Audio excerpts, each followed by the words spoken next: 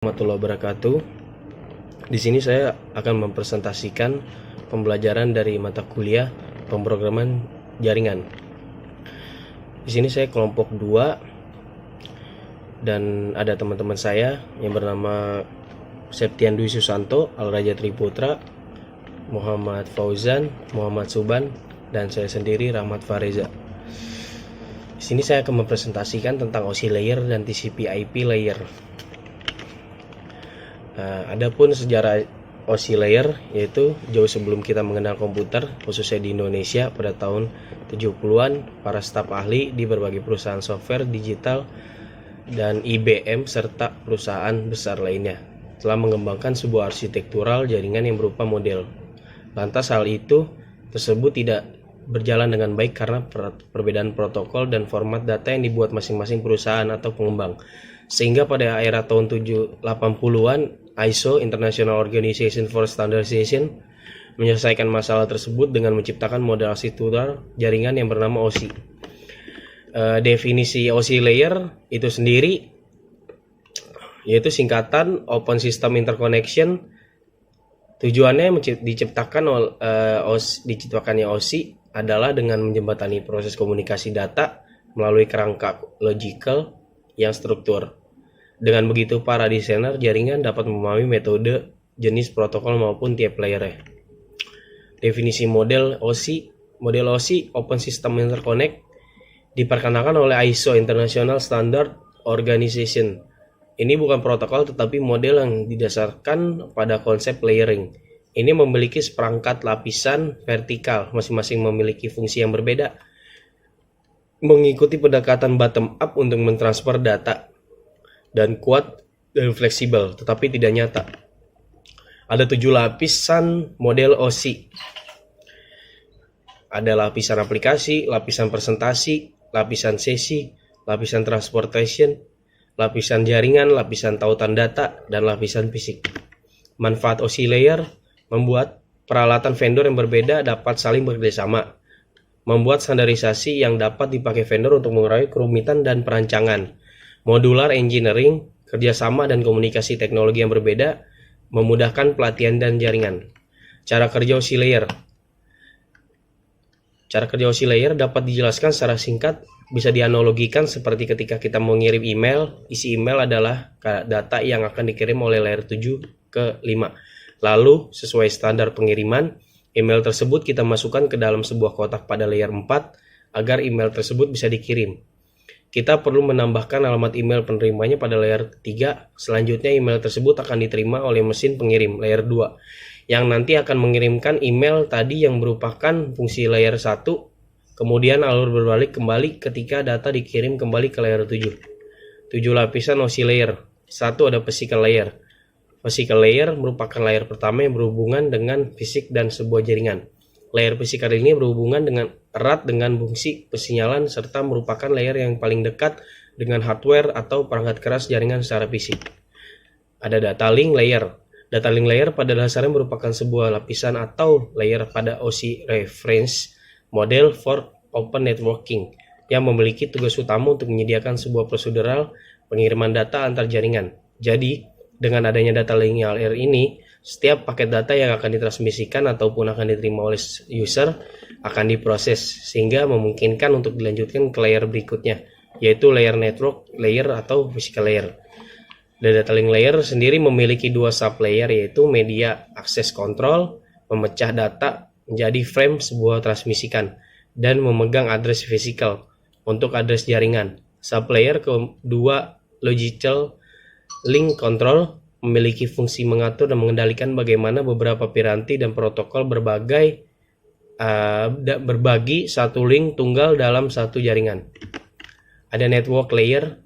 Layer ini bertugas dalam mendefinisikan alamat IP atau disebut Internet Protocol, dan hal ini membuat komputer terkoneksi pada satu jaringan. Layer ini berhubungan langsung dengan router dan juga dapat melakukan proses routing dan membuat header pada paket-paket data. Transport layer. Layer ini berfungsi sebagai pengantar di mana membuat setiap data bisa saling berjalan dari server menuju kliennya dengan lancar tanpa adanya gangguan. Fungsi lainnya dari layer ini antara lain, satu, ada memecah data ke dalam paket-paket data. Dua, mentransmisikan data dari season layer menuju network layer maupun sebaliknya. Tiga, membuat penomoran pada paket-paket data sehingga nantinya dapat disusun kembali dengan mudah. Empat, melakukan proses transmisi ulang pada paket data yang hilang. Kelima, ada session layer, berfungsi untuk membangun sebuah koneksi jaringan, kemudian mengelola dan mengendalikannya. Serta layer ini juga dapat memutuskan koneksi jaringan dari komputer. Layer ini juga berperan dalam memanajemen sebuah koneksi, serta menghancurkan dan juga memelihara koneksi tersebut. 6. Presentation layer. Layer ini memiliki fungsi translate dengan melakukan ekskripsi dan deskripsi informasi dan data sehingga akan bisa ditampilkan pada pengguna dalam sebuah aplikasi yang terdapat pada layer 7. Apabila layer ini menerima data dari aplikasi, maka layer ini berfungsi untuk menerjemahkan aplikasi menjadi sebuah data yang akan ditransmisikan ke layer 5. Begitupun sebaliknya. Dan yang terakhir ada application layer. Application layer merupakan lapisan yang pertama pada saat sebuah data mulai ditransfer dari pengguna aplikasi seperti ada YouTube, Gmail, WhatsApp, dan lain-lain ke jaringan.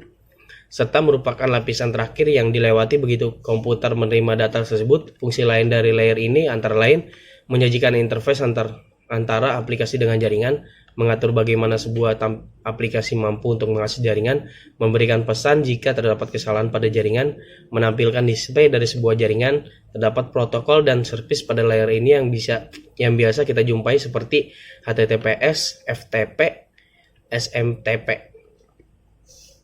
dan lain-lain sebagainya.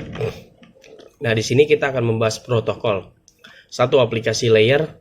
Protokol yang bekerja pada aplikasi layer ada DNS, HTTP, SMPT, atau POP3. Yang pertama, DNS. DNS atau yang dikenal dengan kepanjangan Domain Name System merupakan salah satu protokol yang bekerja pada aplikasi layer. DNS merupakan sebuah protokol yang berfungsi untuk memberikan sebuah nama bagi domain-domain tertentu yang berdasarkan IP address. HTTP merupakan kependekan dari Hypertext Transfer Protocol, yang merupakan protokol yang bertugas dan juga berfungsi mengambil dan juga memanggil sebuah halaman di dalam situs web. 3. SMPT, POP3. SMTP merupakan kependekan dari Simple Mail Transfer Protocol, sedangkan POP3 merupakan kependekan dari Post Office Protocol versi 3. Kedua protokol ini merupakan protokol yang bekerja pada layer aplikasi, yang memiliki fungsi utama untuk melakukan proses pengambilan surat elektronik atau email di dalam email server. Dan ada yang keempat ada FTP, yang kelima ada DHCP, yang keenam ada Telnet. FTP merupakan kependekan dari File Transfer Protocol. Dari namanya saja, maka sudah jelas bahwa protokol yang satu ini memiliki fungsi yang untuk melakukan proses pentransferan file dari satu komputer ke komputer yang lain. DHCP adalah protokol yang memiliki kepanjangan Dynamic Host Configuration Protocol.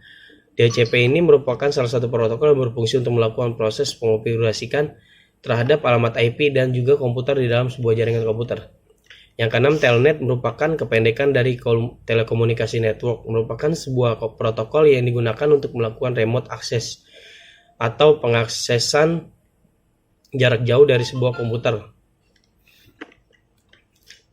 Yang kedua, kita akan membahas presentation layer. Protokol pada presentasi layer. Telnet, telekomunikasi network, protokol yang digunakan untuk akses remote masuk ke suatu host, data berjalan secara line text.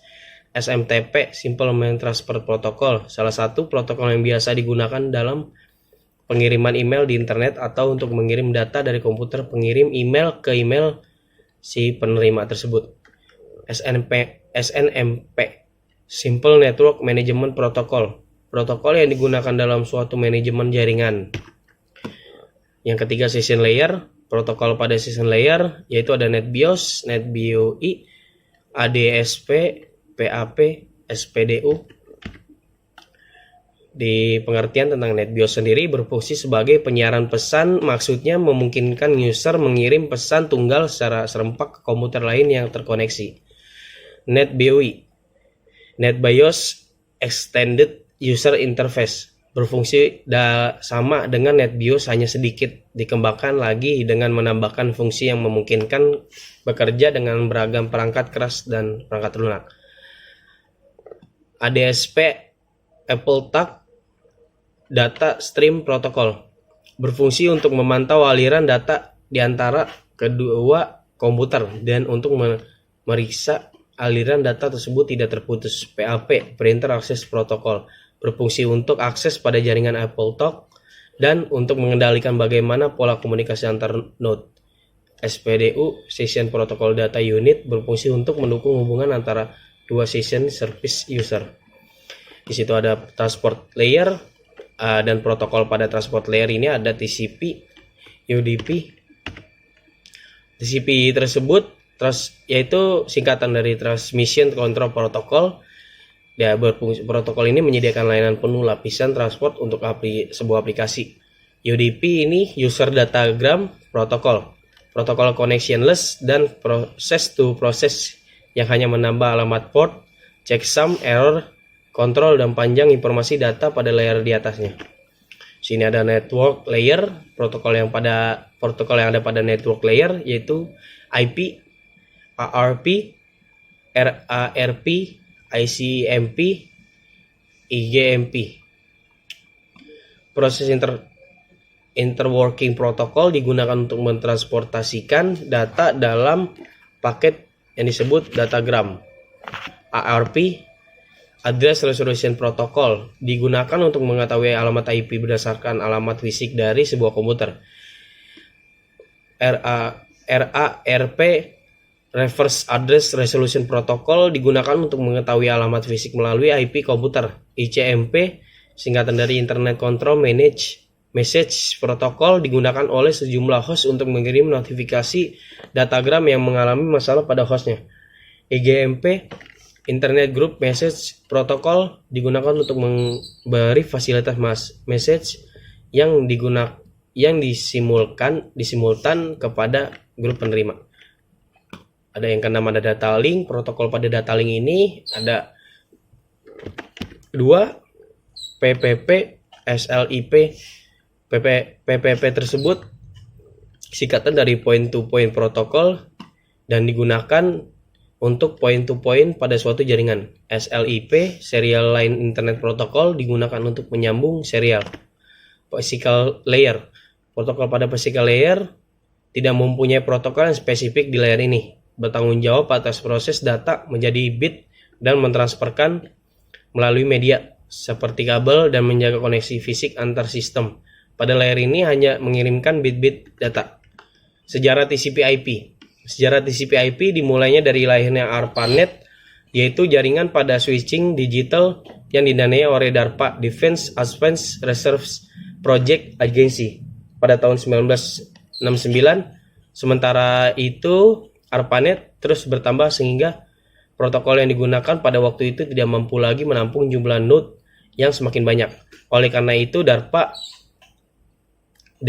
DARPA mendanai pembuatan protokol komunitas yang lebih umum, yakni TCP/IP.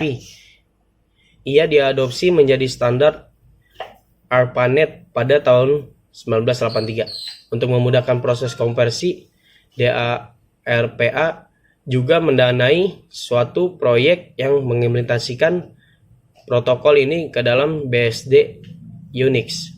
Sehingga dimulailah perkawinan antara Unix dan TCP/IP. Pada awalnya internet digunakan untuk menunjukkan jaringan yang menggunakan internet protokol atau IP, tapi dengan semakin berkembangnya jaringan, istilah ini sekarang sudah berubah istilah generik yang digunakan untuk semua kelas jaringan. Internet digunakan untuk menunjuk pada komunitas jaringan komputer worldwide yang saling berhubungan dengan TCP/IP. Definisinya, TCP/IP singkatan dari Transmission Control Protocol Internet Protocol adalah standar komunikasi data yang digunakan oleh komunitas internet dalam proses tukar-menukar data dari suatu komputer ke komputer lain. Di dalam jaringan internet, protokol ini tidaklah dapat berdiri sendiri karena memang protokol ini berupa kumpulan protokol sheet. Protokol ini juga merupakan protokol yang paling banyak digunakan saat ini. Ada beberapa lapisan TCP/IP, yaitu lapisan antarmuka jaringan, lapisan internet, lapisan transportasi, lapisan aplikasi. Manfaat TCP/IP ada 4, yaitu yang pertama, perkembangan protokol TCP/IP menggunakan standar protokol terbuka sehingga tersedia secara luas. Semua orang bisa mengembangkan perangkat lunak untuk dapat berkomunikasi menggunakan protokol ini. Hal ini membuat pemakaian TCP/IP meluas dengan sangat cepat, terutama dari sisi pengadopsian oleh berbagai sistem operasi dan aplikasi jaringan. Tidak tergantung pada perangkat kelas atau sistem operasi jaringan tertentu, sehingga TCP/IP cocok untuk menyatukan berbagai macam network, misalkan Ethernet, token ring, dial-up, line, X25, net, dan lain-lainnya. Yang ketiga ada cara pengalamatan bersifat unik dalam skala global, memungkinkan komputer dapat mengidentifikasikan secara unik komputer yang lain dan seluruh jaringan. Walaupun jaringannya sebesar jaringan World Wide Internet, setiap komputer yang tersambung dengan jaringan TCP/IP akan memiliki address yang hanya dimiliki olehnya. TCP/IP memiliki fasilitas routing dan jenis-jenis layanan lainnya yang memungkinkan diterapkan pada internet work. Lalu ada layer utama protokol ini adalah satu lapisan application. Lapisan aplikasi adalah lapisan yang paling dasar dari sebuah protokol TCP/IP dan memiliki kontak langsung dengan pengguna. Dua lapisan transport. Selanjutnya ada lapisan transport yang berfungsi untuk menjembatani transportasi pemindahan data antar komputer. Lapisan yang satu ini berada setingkat di atas lapisan aplikasi. Pada layar ini ada dua jenis protokol yang sering digunakan, yaitu UDP ataupun TCP, dan memiliki dua fungsi penting, yaitu sebagai flow control dan error detection. Lapisan network. Pada lapisan network, protokol pada lapisan transport akan dikonversikan menjadi sebuah IP address yang berguna untuk memasangkan antara komputer pada jaringan. Pada layar network terjadi pemecahan data agar bisa disesuaikan dengan besar media yang akan dilalui. Setelah paket terpecah menjadi bagian-bagian kecil, mereka akan mengalami proses enkapsulasi atau pembungkusan. Setelah itu paket diberikan alamat dan dikirimkan ke komputer tujuan berdasarkan jalur paket yang akan dikirim. 4. Lapisan network interface. Lapisan terakhir pada protokol TCP/IP memiliki kontak langsung dengan hardware komputer. Dengan transmisi khusus, komputer memiliki kemampuan untuk mengirim paket data pada lapisan network melalui media kabel tembaga atau fiber optik secara nirkabel atau wireless. Physical layer merupakan lapisan terbawah yang berisikan besaran fisik seperti media komunikasi, tegangan arus, dan lain sebagainya. Lapisan ini dapat bervariasi bergantung pada media komunikasi pada jaringan yang bersangkutan. TCP/IP bersifat fleksibel sehingga dapat mengintegralkan berbagai jaringan dengan media fisik yang berbeda-beda. Perbedaan dan persamaan OSI layer dan TCP/IP. Perbedaan antara model IOC dan TCP/IP ada 11. Yang pertama ada OSI layer memiliki 7 buah layer dan TCP/IP hanya memiliki 4 layer.